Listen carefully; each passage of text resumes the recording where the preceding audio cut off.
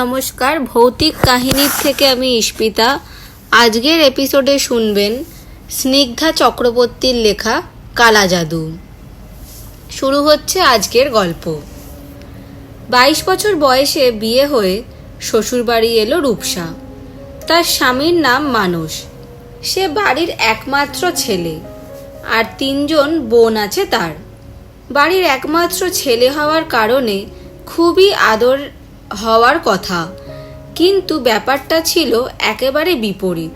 বাবা মা আর বোনেরা কেউই মানুষকে বিন্দুমাত্র ভালোবাসত না, কিন্তু পাড়া প্রতিবেশী আর আত্মীয় স্বজনরা খুব ভালোবাসত এই মুখচোরা সহজ সরল স্বভাবের ছেলেটিকে। বিয়ের পর নিজের স্বামীকে নিয়ে মনে মনে অনেক স্বপ্ন সাজিয়েছিল রূপসা, কিন্তু ওর সেই আশা স্বপ্নই থেকে গেল, বাস্তব রূপ নিল না কোনোদিন। মানুষ সবসময় দূরত্ব বজায় রেখে চলতো নিজের বউয়ের থেকে। রূপসা অভিযোগ করলে বলতো বাবা মা আর বোনেরা খারাপ ভাববে, তাই ও খুব একটা ইন্টিমেট হতে পারবে না রূপসার সাথে। আস্তে আস্তে রূপসা বুঝতে পারলো প্রচণ্ড ভয় পায় মানুষ ওর বাড়ির লোকদের।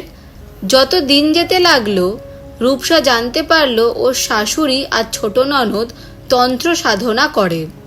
ছেলের বিয়ে হোক এটা কোনো কালেই চায়নি বাড়ির লোকেরা, কিন্তু বুকের ওপর দুটো আইবুড়ো মেয়েকে বসিয়ে রাখতে দম বন্ধ হয়ে যাচ্ছিল রূপসার শ্বশুরের। একদিন উনি গঙ্গার ঘাটে এক সাধুর দেখা পান। সেই সাধু বলেন, তোর বড় মেয়ের বিয়ে হয়ে গেছে, এবার ছেলের পালা। ছেলের বিয়ে দিয়ে বাড়িতে বউ আন, দেখবি বাকি 2 মেয়ের বিয়েও হয়ে যাবে। ওনার কথা মতো বাড়িতে কাউকে না জানিয়ে পরিচিত এক ভদ্রলোকের মাধ্যমে একটি মেয়ের খোঁজ পেয়ে সেই মেয়েকে দেখতে গেলেন উনি। এক দেখাতেই পছন্দ হয়ে গেল ওনার। সব থেকে যেটা ভালো লাগলো, মেয়েটির চুল মোটা কালো, একটা বিনুনি প্রায় হাঁটু পর্যন্ত নেমে এসেছে, আর ঠাকুর প্রতিমার মতো রূপ সেই মেয়ের। খুব ভালো লেগে গেল ওই মেয়েকে। বিয়ের কথা দিয়ে এলেন উনি। ছেলেকে একদিন ডেকে সেই কথা বললেন, আর বললেন, তুই দেখে আয় একদিন, তবে আমি কিন্তু পাকা কথা বলেই এসেছি। ছেলে শুধুই চোখের দেখা দেখতে গেছিল। মেয়ের বাবারও ছেলেকে পছন্দ হয়ে গেল। সরকারি চাকরি, বাপের একমাত্র ছেলে, এর চেয়ে আর বেশি কি চাই। বিয়েটা হয়ে গেল। বিয়ের পর শ্বশুরবাড়ি গিয়েই রূপসা এই কথা জেনে গেল যে বিয়ের ঢেউ ফাইনাল হওয়ার আগে তার শাশুড়ি আর ননদরা কেউই জানতেই পারেনি যে মানুষের বিয়ে দেওয়া হচ্ছে। জানলে কখনোই দুটো বড় মেয়েকে বসিয়ে রেখে ছেলের বিয়ে হতে দিত না ওনারা। দুর্বল চিত্তের মানুষের ওপর খুব প্রভাব ছিল ওর মায়ের। বাবা আর মাকে জমের মতো ভয় পেত মানুষ। এতদিন যে তন্ত্রমন্ত্র অন্য লোকদের ওপর ব্যবহার করা হতো, সেই সব এখন মানুষের ওপর করা হতে লাগলো। নানা রকমের জড়িবুটি বেটে খাওয়ানোর মতো মানুষকে বেলপাতা বেটে তার মধ্যে কী সব মিশিয়ে মানুষকে খেতে দিতেন ওর মা। জিজ্ঞেস করলে বলতেন ওষুধ। রূপসার জীবনে শান্তি ছিল না, কিন্তু এই সব কালা জাদু বিশ্বাস করতো না একেবারেই। ভাবতো ভালোবাসলে একদিন মানুষ ওর গুরুত্ব ঠিক বুঝবে, ঠিক একদিন সেও ভালোবাসবে তার রূপসাকে। এইভাবেই ভালোবাসাহীন জীবনে 2 সন্তানের জননী হলো সে। সংসারের কাজ আর বাচ্চাদের পেছনে তার সময় কেটে যেতে লাগলো, কিন্তু শাশুড়ি আর ননদদের নানা রকমের ক্রিয়া ওকে খুব কষ্ট দিত। ওর সন্তান দুটোর ওপরও নানা রকম ক্রিয়া করা হতো ওদের ক্ষতি করার জন্য, কিন্তু অসীম মনের জোর ছিল রূপসার। সে নিজের বুদ্ধি আর মমতা দিয়ে আগলে রেখেছিল নিজের 2 সন্তানকে। বাড়িতে একসময় অশান্তি চরমে উঠলে 2 মেয়ে আর রূপসাকে নিয়ে মানুষ আলাদা হয়ে যায়। আত্মীয় ও প্রতিবেশীরা বলেন, বাড়ির বাইরে থাকলে সম্পর্কও ভালো থাকবে, আর মেয়ে দুটোকেও ভালো করে মানুষ করতে পারবে। তাই মানুষ এই সিদ্ধান্ত নিতে পারে। ততদিনে বাকি দুই বোনের বিয়ে হয়ে গেছে। তারা প্রায়ই আসে মায়ের কাছে। আর মানুষের ছোট বোন ততদিনে তন্ত্রবিদ্যায় পারদর্শী হয়ে উঠেছে। নিজের প্রথম সন্তানকে নিজে হাতে বলি দিয়েছে সিদ্ধি লাভ করার জন্য। শ্মশানে গিয়ে কাপালিকদের সাথে সাধনা করে সে। রূপসার ওপরে এদের খুব রাগ, সবসময় ক্ষতি করতে চায়, কিন্তু ঠিক পেরে ওঠে না। একবার রূপসার শাশুড়ি কোনো এক তন্ত্রবিদ্যা করতে গিয়ে কিছু ভুল হয়ে যাওয়ার কারণে নিজেই তার শিকার হয়ে যায়। মুখ দিয়ে রক্ত উঠতে থাকে, তার প্রচণ্ড রক্ত বমি করে। তখন রূপসা এসে ওনাকে হাসপাতালে নিয়ে যায়। 49 দিন জমে মানুষে টানাটানি করে শেষে শাশুড়িকে সুস্থ করে বাড়ি নিয়ে আসে রূপসা। এরপর ওনার স্বভাবে কিছুটা পরিবর্তন আসে। প্রায় উনি নিজের রান্নার লোককে দিয়ে ভালো মন্দ রান্না করে পাঠাতে থাকেন ছেলের ভাড়া বাসায়। রূপসা ভাবে শাশুড়ি ভালো হয়ে গেছেন। এত বড় একটা ঝড় গেল ওনার ওপর দিয়ে। 2-1 দিন পরপরই পায়েস করে পাঠাতে লাগলেন উনি রূপসাকে। রূপসা পায়েস খেতে খুব ভালোবাসে, তাই ওরটা আলাদা একটা টিফিন বক্সে আর ছেলে আর নাতনিদের জন্য অন্য একটা বক্সে করে পাঠাতেন। সে পায়েস খেতে একেবারে অমৃতের মতো, কাজু কিশমিশ দেওয়া, দারুণ স্বাদ। আজকাল রূপসার গলায় মাঝে মধ্যেই ব্যথা করে, কোনো কিছু খেতে গেলেই কষ্ট হয়। পাতলা বা নরম জিনিসই শুধু খেতে পারে। একদিন সন্ধ্যে থেকেই গলায় খুব ব্যথা শুরু হয় রূপসার। মানুষ ওষুধ এনে দেয়, কিন্তু ব্যথা সারে না। গভীর রাত্রে হঠাৎ তার খুব কাশি শুরু হয়। কাশতে কাশতে গলা দিয়ে রক্ত বেরিয়ে আসে। দম বন্ধ হয়ে আসতে থাকে তার। কোনো মতে রাতটা কাটে। সকাল হতেই ডাক্তারের কাছে রূপসাকে নিয়ে যায় মানুষ। অনেকগুলো ওষুধ দেন ডাক্তার। সেই ওষুধ খেয়ে ডাক্তারের বলা সব নিয়ম মেনে চললেও সুস্থতা তো দূরে থাক, দিন দিন আরও বেশি অসুস্থ হতে থাকে রূপসা। তার গলার স্বর বন্ধ হয়ে যায়। চেষ্টা করেও একটা শব্দ বের করা যায় না ওর গলা দিয়ে। বেশ কটা টেস্ট করতে দেন ডাক্তার, কিন্তু কিছুই ধরা পড়ে না। ডাক্তারের পরামর্শে লিখে লিখে কথা বলতে থাকে রূপসা। তার সোনার মতো গায়ের রং কালো হয়ে যেতে থাকে ক্রমশ। বোবা হয়ে যায় সে। শাশুড়ির পাঠানো পায়েসটা খেতে তার খুব ভালো লাগে। রোজ উনি পায়েস করে নিয়ে আসেন। একদিন রূপসার বাড়ির কাজের মেয়েটি বলে, বৌদি, তুমি ওই পায়েস খাওয়া বন্ধ করো। ওর মধ্যে এমন কিছু মেশানো থাকে যেটা তোমার ক্ষতি করে। রূপসা হেসে স্লেটে লেখে, না রে, ওটা খেতে খুব ভালো লাগে আমার। মেয়েটি খুব রেগে গিয়ে বলে, যবে থেকে এই খাবার পাঠানো শুরু হয়েছে তবে থেকেই একটু একটু করে তুমি অসুস্থ হয়ে যাচ্ছ। দেখবে ওই পায়েসে যে কিছু মেশানো আছে তার প্রমাণ দেখতে চাও তুমি? রূপসা হেসে মাথা নাড়ে। রূপসার জন্য দেওয়া পায়েসের বাটিখানা হাতে নিয়ে বাইরে উঠোনে চলে আসে মেয়েটি, সঙ্গে রূপসা আর ওর মেয়ে দুটো। পায়েসের বাটি উপুর করে নিচে ঢেলে দেয় সে। এরপর কাক কুকুর এদের ডাকতে থাকে সামনে। কাক আসে, বিড়াল আসে, কুকুরও আসে, কিন্তু কেউ ওই পায়েস খায় না, গন্ধ শুকে চলে যায়। এবার মেয়েটি বলে, বিশ্বাস হলো আমার কথা? কবে থেকে এই বিষগুলো খেয়ে চলেছ তুমি? বারণ করলে শোনো না। যারা একদিনের জন্য তোমাকে সুখে থাকতে দেয়নি, যারা বেলপাতা বাটা খাইয়ে ছেলেকে পুরুষত্বহীন বানিয়ে দিয়েছে, তুমি তাদেরকে বিশ্বাস করছো? তুমি মরে গেলে মেয়ে দুটোর কি হবে ভেবেছো কখনো?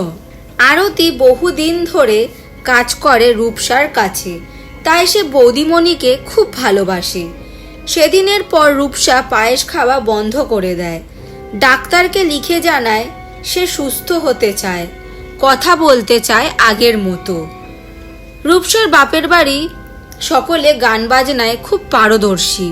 রূপসাও আগে খুব ভালো গান গাইতে পারত, আর এখন সে কথাটুকুও বলতে পারছে না। দুঃখে কষ্টে হু হু করে কেঁদে ডাক্তারের পা জড়িয়ে ধরে সে। মায়া হয় বয়স্ক ডাক্তারবাবুর। উনি লিখে দেন ঠাকুরপুকুর ক্যান্সার হসপিটাল। বলেন, দেখ মা, আমি তো তোকে ঠিক করতে পারলাম না, একবার এখানে গিয়ে দেখ, যদি চিকিৎসায় কোনো কাজ হয়। 3 মাস হয়ে গেছে রূপসা কথা বলতে পারে না। কান্না দলা পাকিয়ে ওঠে ওর গলায়। বাড়ির কাজের মেয়ে আরতি বলে, তোমরা তো এই মানো না, আমরা মানি। একজন কালী সাধক আছে, তার কাছে যাবে গো বৌদিমণি। আমি সব বলবো, তুমি চুপ করে থাকবে। পরের দিন সকালে স্নান করে আরতির সাথে সেই কালী সাধকের কাছে যায় রূপসা। উনি পূজায় বসেছিলেন। একটু বাদে ওদের ভেতর থেকে ডেকে নেন। আরতি সব খুলে বলে ওনাকে। চোখ দুটো বন্ধ করে শোনেন উনি। তারপর বলেন, দেখো মা, আমি মায়ের কাছে তোমার জন্য প্রার্থনা করতে পারি। তুমি ডাক্তার দেখাও, ভয় পেও না, সব ভালো হবে। এই বলে উনি মায়ের পায়ের ফুল তুলে এনে দিলেন আর বলে দিলেন বাইরের কিছু খাবে না। মায়ের চরণামৃত একটা শিশিতে ভরে দিলেন। বললেন সকাল সন্ধ্যায় সেটা একটু করে খেতে, আর পরের বার ওই বাড়ির একটু মাটি নিয়ে যেতে। এরপর ওরা ফিরে আসলো। ওই বাড়ির থেকে পাঠানো যে কোনো জিনিসই এখন জলে ফেলে দেয় আরতি। মানুষকে বলে বুঝিয়ে ওদের বাড়ির একটু মাটি আনতে আনায় রূপসা। একদিন সকালে হঠাৎ করে রূপসার বড় ননদ এসে হাজির হয়। ব্যাগ থেকে 5টা শুকনো লঙ্কা বের করে রান্নাঘরের গ্যাসে পোড়াতে যায়। রূপসার মেয়েরা হা হা করে ছুটে যায়, পিসিমণি তুমি এটা কি করছো? মার যে কষ্ট হবে, লঙ্কা পোড়া দিলে মার খুব কাশি হবে তো। আর কেনই বা তুমি লঙ্কা পোড়া দিতে চাইছো? পিসি বলে, তোর মার জন্যই করছি রে, ওর নজর লেগেছে, কারোর কুদৃষ্টি পড়েছে, তোদের মায়ের ওপর সেই দৃষ্টি কাটানোর জন্যই তো ছোট পিসি পাঠিয়েছে এই লঙ্কা। রূপসার মেয়েরা সেই লঙ্কা কিছুতেই ওকে পোড়াতে দেয় না। তখন নিজের ব্যাগ থেকে একটা ব্লেড বের করে নিজের বা হাতের বুড়ো আঙুলটা কেটে সারা বাড়িতে রক্ত ছিটাতে লাগলো। রূপসার ননদ বাচ্চা মেয়ে দুটো জোর করে একটা ব্যান্ডেড লাগিয়ে দিয়ে বড় পিসিকে বলল, তুমি এখন বাড়ি যাও পিসিমণি, মা খুব অসুস্থ, তোমার এইসব কাণ্ড কারখানা দেখে আরো অসুস্থ হয়ে পড়বে। জোর করে পিসিকে দাদুর বাড়িতে পাঠিয়ে দেয় ওরা। ফোন করে আরতি পিসিকে ডাকে। আরতি এসে ওই ঠাকুর মশাইকে ফোন করে সব বলে। উনি বলেন সারা ঘরে গঙ্গার জল ছিটিয়ে দিয়ে তারপর ওই রক্তগুলো পরিষ্কার করে ফেলতে, আর যে কাপড়টা দিয়ে রক্ত মুছবে সেটা জলে ফেলে দাও বা পুড়িয়ে দাও। ওরা ক্ষেপে গেছে, খুব নিম্নমানের তন্ত্রক্রিয়া করে এরা।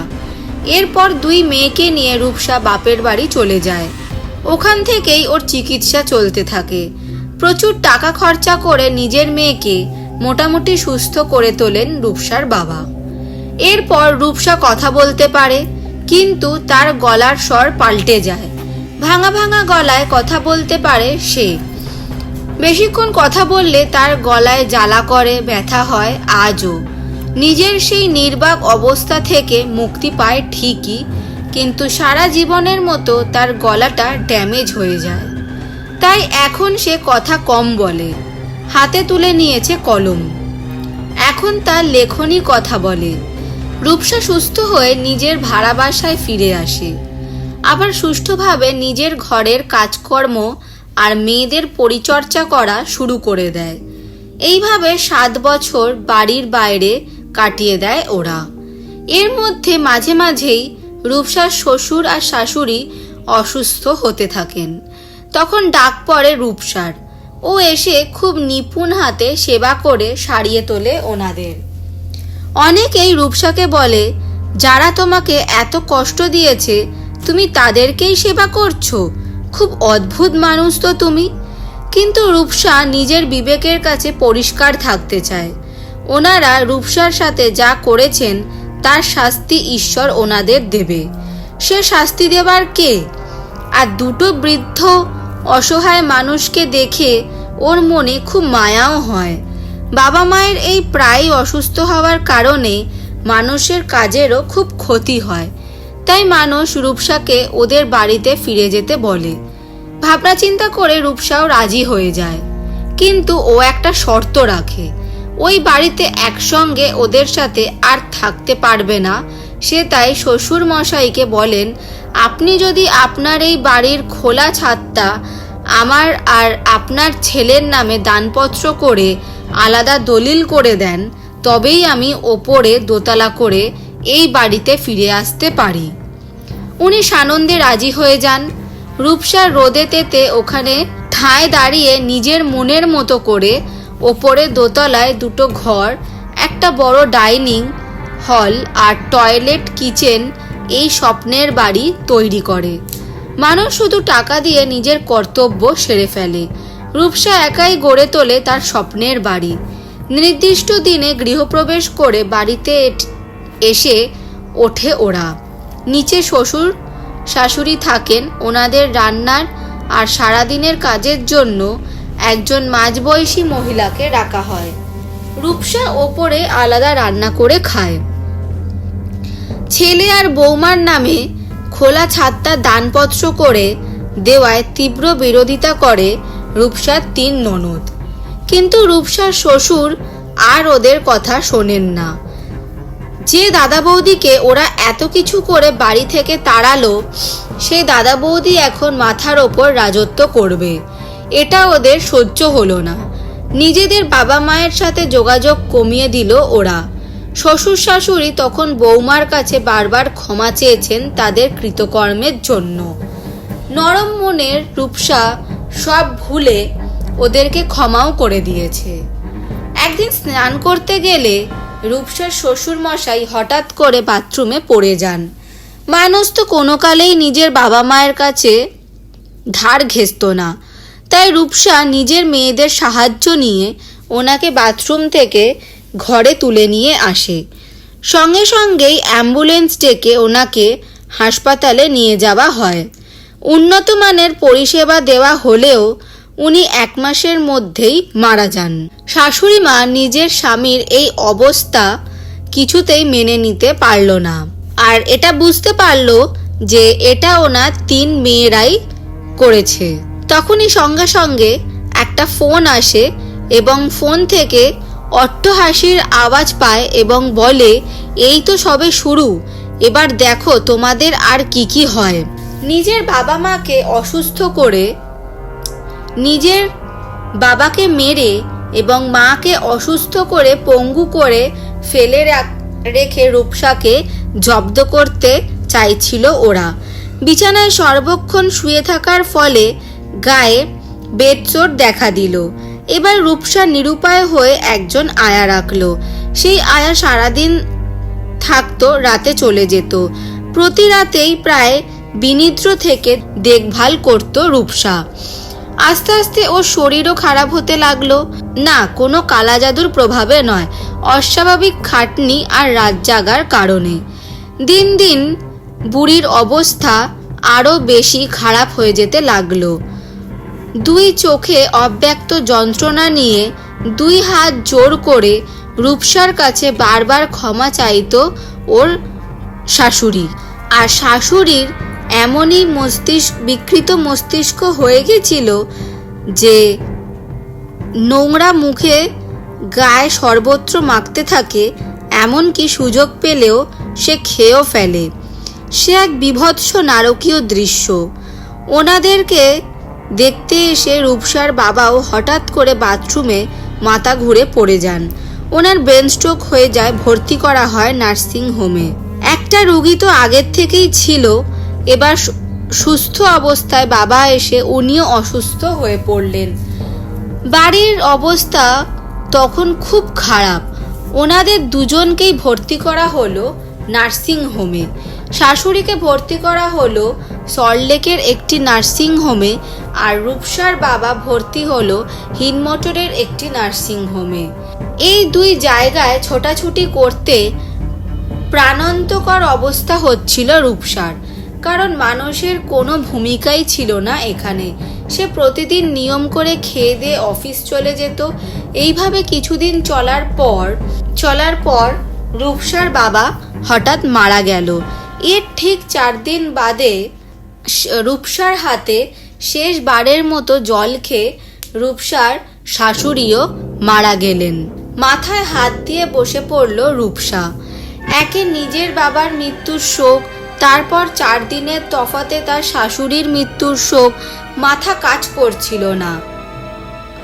শাশুড়ির ডেথ সার্টিফিকেট পাওয়ার আগে যে সমস্ত কাজ বা ফর্মালিটি থাকে সেগুলো করতে থাকলো রূপসা, আর নীরব দর্শকের মতো বাড়িতে বসে ডেড বডি বাড়িতে আসার অপেক্ষা করতে থাকলো মানস। কারণ সারা জীবনে যাদেরও ও বাবা মা বলে ডাকেনি, মুখের দিকে তাকিয়ে কথা পর্যন্ত বলেনি, তাদের শেষকৃত্যটা তো ছেলে হওয়ার অধিকারেই তাকে করতে হবে। কিন্তু রাত 8টা নাগাদ হঠাৎ রূপসার মেজ ননদ ফোন করে জানালো, মা মারা যায়নি, কোমায় চলে গেছে, তাই তোমরা রূপসার বাবাকেই দাহ করো। খুব অবাক হলেও রূপসা মেনে নেয় কথাটা, আর তার বাবাকেই বার্নিং ঘাটে নিয়ে চলে যায়। বাড়ির নিচতলায় পুরনো অংশটা একদম নতুন করে সারিয়ে নিল রূপসা। এইসব করতে ওর অনেকগুলো টাকা খরচ হয়ে যায়। মানুষের বড়দিদি বলে, আমরা তো কখনো বাড়ির ভাগ নিতে আসবো না, তুই ভালো করে সারিয়ে নিয়ে থাক, আমরা 2-1 দিনের জন্য যদি আসি তাহলে আমাদের থাকতে দিস। এই চালটা মানুষ বা রূপসা কেউই ধরতে পারল না। এরপর রূপসার বড় মেয়ের বিয়ে হলো। সব দায়িত্ব যথারীতি রূপসা একাই সামলালো। মানুষ নিমন্ত্রিত বিশেষ অতিথির মতো পায়ের ওপর পা তুলে বিয়েটা কাটিয়ে দিল। মানুষের বোনেরা বাড়িতে উকিলের চিঠি পাঠালো। ওদের বাবা নাকি বাড়িটা মেয়েদের নামে উইল করে দিয়ে গেছে, সেখানে ছেলে হিসাবে মানুষের কোনো অংশই নেই। একটা মিথ্যা নকল উইল বানিয়ে ওরা কোর্টে কেস করে দিল। উইলের প্রবেটার কেস। দুর্বল চিত্তের মানুষ এই খবরটা নিতে পারল না, কারণ বোনদের সাথে কথা বলেই ও 4.5 লাখ টাকা খরচ করে বাড়ির নিচটা সারিয়েছিল। আর এখন ওরাও বলছে এটার ওপর নাকি ওদের কোনো অধিকারই নেই। মানুষের সেরিব্রাল অ্যাটাক হয়ে গেল। আবার শুরু হলো রূপসার নার্সিং হোমে দৌড়াদৌড়ি। জমে মানুষে টানাটানি করে 10 দিন পর মানুষকে নিয়ে বাড়ি নিয়ে এলো রূপসা। এবার কেসের ডেট পড়ল। ছোট মেয়েটার সঙ্গে নিয়ে কোর্টে ছোটার কাজটাও রূপসাকেই করতে হতো। ক্রমশ অদ্ভুত সব পরিবর্তন আসতে লাগলো মানুষের ব্যবহারে। নার্সিংহোমে থাকার সময় থেকেই অসংলগ্ন কিছু কথা বলতে থাকে মানুষ। ডাক্তার চিন্তা করতে বারণ করেন। উনি বলেন, খুব বড় একটা মানসিক ধাক্কা খেয়েছে তো, তাই এই অবস্থা। এই ধরনের অসংলগ্ন কথা বলছে। ঠিকমতো ঘুম আর সেবা যত্ন পেলে আস্তে আস্তে কাটিয়ে উঠবে। ও এখন একটা ট্রমার মধ্যে আছে। মানুষ বাড়ি আসার পর কিছুতেই হাঁটতে চায় না, সবসময় বিছানায় শুয়ে থাকে। যে মানুষটা সারাদিন বাড়ির বাইরে থাকতেই বেশি পছন্দ করত, সেই মানুষটা সারাদিন শুয়ে থাকে। ওর নার্ভের রোগ দেখা দেয়। নিউরোলজিস্ট দেখিয়ে ওষুধ খাইয়ে রূপসা অনেক চেষ্টা করে ওকে সুস্থ করে তোলার। ফিজিওথেরাপিস্ট প্রতিদিন বাড়িতে এসে ফিজিওথেরাপি করে যায়, কিন্তু কোনো লাভ হয় না। মানুষের অবস্থা ক্রমশ খারাপ হতে থাকে। নিজের মায়ের মতো পাগলামি দেখা দেয় ওর মধ্যে। মানুষকে কলকাতার নামকরা একজন নিউরোসাইকিয়াট্রিস্টকে দেখানো হয়, কিন্তু কোনো লাভ হয় না। ওষুধ চলতে থাকে আর মানুষ নানা ধরনের অদ্ভুত আচরণ করতে থাকে। নিজের পায়ে হেঁটে টয়লেটটুকুও যেতে চায় না। হয় ঘরে ইউরিনাল পটে করতে হয়, না হলে সে বিছানায় করে ফেলে। ডাক্তার প্রতি মাসে নানা ধরনের টেস্ট করতে দেয়। সেই সমস্ত টেস্টের রিপোর্ট নর্মাল আসে। মানুষকে সারাদিনে বহুবার জামা আর লুঙ্গি পাল্টে দিতে হয়, কারণ হয় সেগুলো ভিজিয়ে ফেলে, না হয় দাঁত দিয়ে ছিঁড়ে ফেলে। উলঙ্গ হয়ে থাকতে চায় সারাদিন। রূপসা যখন ওকে জামা পরিয়ে দেয় তখন কিছুতেই ও হাত তুলতে চায় না, মনে হয় যেন হাত দুটো অসাড় হয়ে গেছে। বহুবার পরানোর পরও যখন বারবার খুলে ফেলে দেয় তখন রূপসা হাল ছেড়ে দেয়। মানুষ উলঙ্গ হয়েই থাকে ঘরে। দুটো বড় বড় মেয়ে আছে, তবুও ওর কোনো ভুরুক্ষেপ থাকে না। সেই সময় রূপসার বড় মেয়ে সন্তান সম্ভাবনা, তাই সে মায়ের কাছেই ছিল। আর মেয়েকে রূপসা খুব যত্ন করত। সেটা দেখে মানুষ রেগে আগুন হয়ে যেত। 15 মিনিট পর পরই ডাকতো বাথরুম যাব করে। রূপসার আসতে একটু দেরি হলেই বিছানায় করে ফেলতো। সারা বিছানা জুড়ে রাবার ক্লথ পেতে রাখতে হয়েছিল রূপসাকে। অথচ এই মানুষটাই নিজের হাতে খেতে পারত না, স্নান করা, ব্রাশ করা, চুল আঁচড়ে দেওয়া সব কিছু করে দিতে হতো তাকে। হাঁটতে পারতো না, হাত পা নাড়াতে পারতো না, অথচ নিজের গায়ে পরা জামা খুলে ফেলতে পারত। যেভাবে রূপসা শুইয়ে দিত তার উল্টো দিকে গিয়ে শুয়ে পড়তো। তখন কি করে ওর হাত পা সচল হয় এটা কেউই বুঝতে পারতো না। এটা যেন একটা ম্যাজিক। সারাদিন গাধার মতো খেটে রাতে যখন রূপসা ঘুমিয়ে পড়তো তখন মানুষ নিজে উঠে হয় বাথরুমের মেঝেতে গিয়ে শুয়ে পড়তো, না হলে খাটের নিচে মেঝেতে শুয়ে পড়তো আর বিকট চিৎকার করে কান্না জুড়ে দিত, আমায় তোলো গো, আমার পুরো শরীর রক্তে ভেসে যাচ্ছে। প্রতিদিন চলতো এই নাটক। এক এক দিন এক এক ধরনের ঘটনা। যখন গাড়ি করে ডাক্তার দেখতে নিয়ে যাওয়া হতো তখন রূপসা আর ওই ছোট মেয়ে দুজনের কাঁধে ভর দিয়ে কোনো মতে গাড়ি থেকে নামিয়ে মানুষকে ডাক্তারের চেম্বারে ঢোকানো হতো। আর যখন ডাক্তার ওকে ভেতরে আসতে বলতেন তখন উঠে দাঁড়িয়ে সুস্থ মানুষের মতো গটগট করে হেঁটে ডাক্তারের সামনে গিয়ে বসে পড়তো। আর ডাক্তার যা যা জিজ্ঞেস করতেন সব কথার সঠিক উত্তর দিত। উঠে হাঁটতে বললে নিজে উঠে হেঁটেও দেখাতো। রূপসা আর ওর মেয়ে তাজ্জব হয়ে যেত এই অদ্ভুত দৃশ্য দেখতে। ডাক্তার বলতেন, উনি তো বেশ ভালোই আছেন, আপনি বেকার চিন্তা করছেন। রূপসা বললেও উনি কোনো কথা বিশ্বাস করতেন না। বাড়ি ফিরে আবার সেই একই জিনিসের পুনরাবৃত্তি ঘটাতো। রূপসা বুঝতে পারলো এগুলো কালা জাদুর প্রভাব, আর এই প্রভাব কাটাবার জন্য ওকে কোথাও যেতে হবে। কিন্তু যেদিনই ও ঠিক করতো মা কালীর সাধকের বাড়িতে যাবে, সেদিনই মানুষের কিছু না কিছু খুব ভয়ঙ্কর শুরু হতো। কখনো দেওয়ালে মাথা ঠুকে কপাল ফাটিয়ে ফেলতো, কখনো অকারণে মুখ দিয়ে রক্ত পড়া শুরু হতো, আবার কখনো পেটে ব্যথা শুরু হতো। এরপর রূপসার বড় মেয়ের বাচ্চা হলে যে কটা দিন ও নার্সিংহোমে দৌড়াদৌড়ি করলো, সেই কটা দিন রূপসার ছোট মেয়ে বাবাকে সামলাতে হিমশিম খেয়ে গেল। বাচ্চাটা বাড়িতে আসার পর যেন মানুষের মধ্যে একটা পরিবর্তন দেখা গেল। মানুষকে স্নান করিয়ে জামা কাপড় পরিয়ে বাইরে উঠোনের রোদে একটা চেয়ারে বসিয়ে দিত রূপসা, আর ওর সামনেই বাচ্চাটাকে তেল মাখিয়ে শুয়ে রাখত। তখন শীতকাল, জানুয়ারি মাস, নাতির দিকে তাকিয়ে বসে থাকতো মানুষ। মাঝে মাঝেই বলতো, দেখো বাবুসোনা কাঁদছে, বাবুসোনা হিসি করছে। একদিন দুপুরে সিঁড়ির নিচে হঠাৎ দরজা দিয়ে 3 বোন এসে হাজির হলো। ওরা সদর দরজায় কলিং বেল না বাজিয়ে চোরের মতো সিঁড়ির নিচের দরজা দিয়ে এসে ঢুকেছিল। ওদের দেখে প্রচণ্ড চমকে গেল রূপসা। তোমরা হঠাৎ করে, কি ব্যাপার? তোমরা তো কোর্টে কেস করেছো, যা কথার হবার কোর্টেই হবে, তোমরা এখন এসো। খুবই মধুর স্বরে ওরা বলল, কেসটা আমরা তুলে নেব, আমাদের 12 লাখ টাকা দিয়ে দাও, তাহলেই আর কোনো কেস থাকবে না। রূপসা বলল, কোথায় পাবো 12 লাখ টাকা? দেখছো তো ওর অবস্থা, চাকরিটা ছেড়ে দিতে বাধ্য হয়েছে। কিন্তু ওরা তো কথা সাজিয়েই এসেছিল যে ভিআরএস নিয়ে তো অনেকগুলো টাকা পেয়েছে, ওখান থেকেই না হয় দিয়ে দাও। রূপসা বলে, তোমরা এখন এসো, কোর্টে দেখা হবে, তখন উকিলের সামনে এসব কথা বলো। আর তোমরা যে উইলটা জমা দিয়েছো ওটা তো জাল উইল।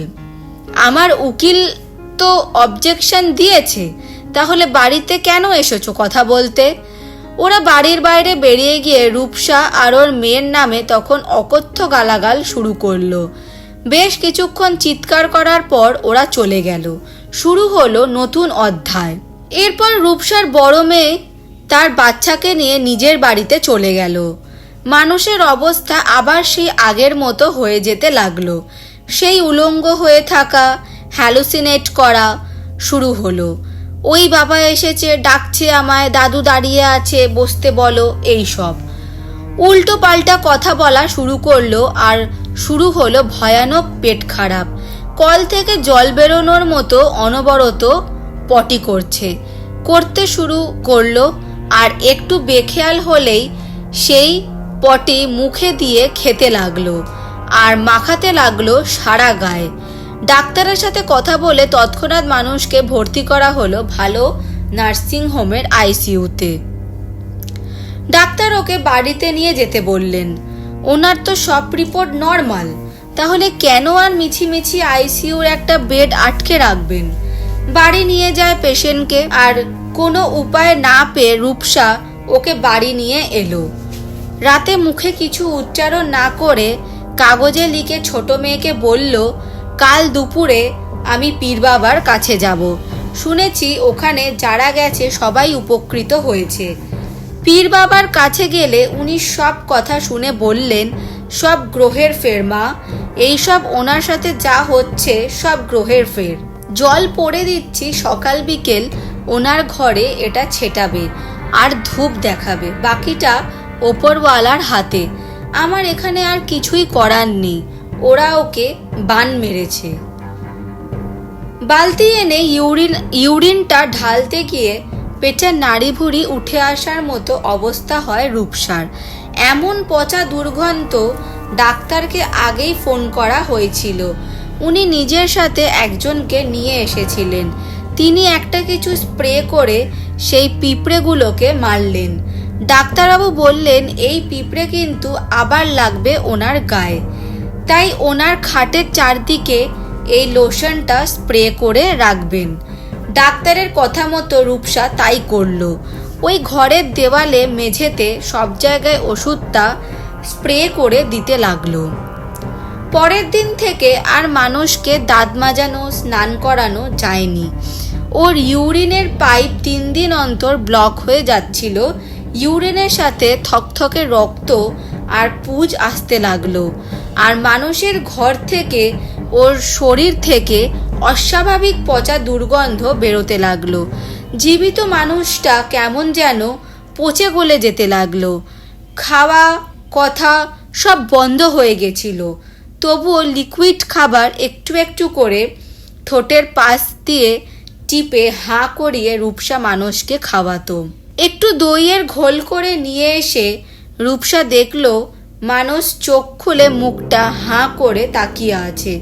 মুখে একটু অল্প করে দইয়ের ঘোল ঢেলে দিয়ে ওর গালে একটু হালকা চাপ দিয়ে বলল, গিলে নাও, না হলে বিষম লেগে যাবে। ঘোলটা গড়িয়ে পড়ে গেল। শাড়ির আঁচল দিয়ে পরম যত্নে ওটা মুছে দিয়ে রূপসা আবার একটু ঘোল ঢেলে দিল, দিয়ে বলল, কি গো, খেয়ে নাও। কিন্তু মানুষ খেলো না, আবার গড়িয়ে পড়ে গেল। এবার রূপসা ওর বুকের ওপর কানটা পাতল। কোনো শব্দ নেই।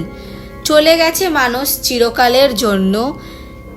সে এই পৃথিবী ছেড়ে চলে গেছে, এই অভিশপ্ত জীবন ছেড়ে চলে গেছে। কালা জাদু করে বান মেরে একজন সহজ সরল মনের মানুষকে তিলে তিলে দগ্ধে মেরেছিল তার নিজের বোনেরা, শুধুমাত্র সম্পত্তির লোভে আর দাদার বউকে জব্দ করার জন্য। এখানেই শেষ হলো আজকের গল্প কালা জাদু। এরকম ধরনের আরও গল্প শোনার জন্য অবশ্যই আমার চ্যানেলটিকে সাবস্ক্রাইব করবেন এবং পাশের বেল আইকনটি প্রেস করবেন, যাতে সর্বপ্রথম আপনাদের কাছে নোটিফিকেশন চলে যায়।